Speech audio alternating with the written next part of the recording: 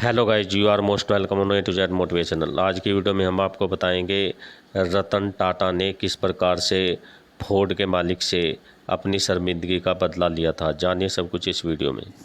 देश का असली रतन उद्योगपति रतन टाटा ने दुनिया को अलविदा कह दिया है। 86 साल की उम्र में उन्होंने मुंबई के बीच कैंडी हॉस्पिटल में अंतिम सांस ली। देश उन्हें हमेशा उनके कार्यों के लिए याद रखेगा। रतन टाटा जितने सरल थे उतने ही अंदर से मजबूत। जब वो किसी काम की ठान लेते थे तो फिर उसे अंजाम तक पहुंचाकर ही दम लेते थे। ऐसी उनकी एक यादगार कहानी है। दरअसल रतन टाटा से जुड़ी एक बदले की कहानी। उन्होंने फोर्ड मोटर्स के चेयरमैन से अपने अपमान का बदला बड़े दिलचस्प अंदाज में लिया था। आज की वीडियो में हम उसी कहानी को बताने जा रही हैं। ये बात 90 के दशक की है, जब टाटा सन्स के चेयरमैन रहते हुए रतन टाटा के नेतृत्व में टाटा मोटर्स ने अपनी कार टाटा इंडिका लॉन्च की थी। लेकिन उस समय टाटा की कारों की सेल उस हिसाब से नहीं हो पा रही थी जैसा कि रतन टाटा ने सोचा था। टाटा इंडिका को ग्राहकों का खराब रेस्पॉन्स मिलने के कारण लगातार घटते रेशियो के चलते ऐसा समय आया कि उन्होंने पैसेंजर कार डिवीज़न को बेचने का ही फैसला कर लिया। इसके लिए उन्होंने अमेरिकन कार निर्माता कंपनी फोर्ड मोटर्स से बात भी की। जब रतन टाटा ने अपने पैसेंजर कार बिजनेस को फोर्ड मोटर्स को बेचने का फैसला किया तो लग्जरी कार निर्माता कंपनी फोर्ड के चेयरमैन बिल फोर्ड ने उनका मजाक उड़ाया। फोर्ड ने अपमान करते हुए कहा था, तुम कुछ नहीं जानते, आखिर तुमने पैसेंजर कार डिवीज़न क्यों शुरू किया? अगर मैं ये सौदा करता हूँ तो ये तुम्हारे ऊपर एक बड़ा एहसान होगा।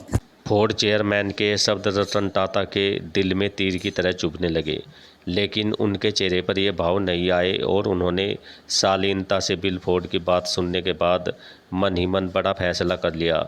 अमेरिका से अपमानित होने के बाद रतन टाटा ने कार डिवीज़न को बेचने का निर्णय टाल दिया और बिल फोर्ड को ऐसा सबक सिखाया जिसकी उसे कल्पना नहीं की थी।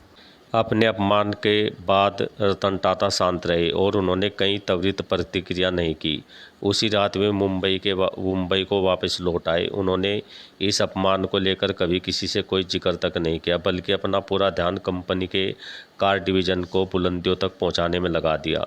उनकी मेहनत रंग लाई और करीब 9 साल बाद यानी कि 2008 में उनकी टाटा मोटर्स दुनिया भर के मार्केट में छा गई और कंपनी की कारें बेस्ट सेलिंग कैटेगरी में सबसे ऊपर आ गई। एक और जहां टाटा मोटर्स रतन टाटा के नेतृत्व में आसमान की बुलंदियों को छू रही थी, तो वहीं इस अवधि में बिल फोर्ड के नेतृत्व वाली फोर्ड मोटर्स की हालत पतली हो चुकी थी। डूबती फोर्ड कंपनी को उभारने के लिए रतन टाटा आगे आए, लेकिन उनका ये कदम अपने उस अपमान का बदला लेने का एक जोरदार तरीका था जो फोर्ड चेयरमैन ने किया था। दरअसल जब फोर्ड बड़े नुकसान में थे तो 2008 में ही वे टाटा चेयरमैन रतन टाटा ने चेयरमैन को उनकी कंपनी की सबसे लोकप्रिय जैगुआर और लैंड रोवर ब्रांड को खरीदने का ऑफर दे डाला। इस सौदे के लिए रतन टाटा को अमेरिका नहीं जाना पड़ा, बल्कि उसका अपमान करने वाले बिल फोर्ड को खुद अपनी पूरी टीम के साथ मुंबई आना पड़ा। मुंबई में रतन टाटा के ऑफर को एक्सेप्ट करते हुए बिल फोर्ड के सुर ही बदल गए। टाटा मोटर्स की कार डिवीज़न के सौदे के समय उन्होंने जो रतन टाटा के लिए कहा था, ठीक वही उन्होंने अपने लिए दोहराया। फोर्ड चेयरमैन ने मीटिंग के दौरान रतन टाटा को थैंक यू बोला और कहा, आप जैगुआर और लैंड रोवर सीरीज को खरीदकर हम पर बड़ा एहसान कर रहे हैं। आज जैगुआर और लैंड रोवर कारें टाटा मोटर्स की सबसे सक्सेसफुल सेलिंग मॉडल से एक हैं। सही मायने में ऐसी शख्सियत थे रतन टाटा।